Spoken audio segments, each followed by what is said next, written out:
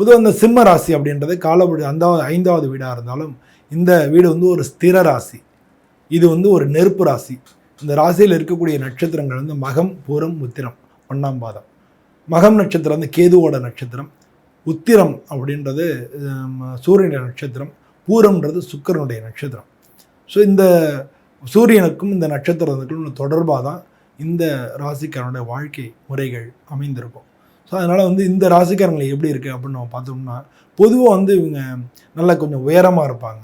உயரமாக இருக்கக்கூடியவங்களாக இருப்பாங்க. ஆளுமை திறன் உள்ளவங்களாக இருப்பாங்க. எல்லார்ட்டையும் கலகலப்பாக பழகக்கூடியவங்களாக இருப்பாங்க. எல்லாரும் தான் சொந்தத்தில் கேட்க வைக்கக்கூடியவங்களாக இருப்பாங்க. அட்மினிஸ்ட்ரேஷன் கெப்பாசிட்டி அப்படின்றது இவங்கள்ட்ட இருக்கும். பொதுவாக இவங்களுக்கு 2ஆம் இடத்துக்கு அதிபதியும் 11ஆம் இடத்துக்கு அதிபதியும் புதன்றதுனால இவங்க வியாபார நோக்கம் கொண்டவங்களாகவே இருப்பாங்க.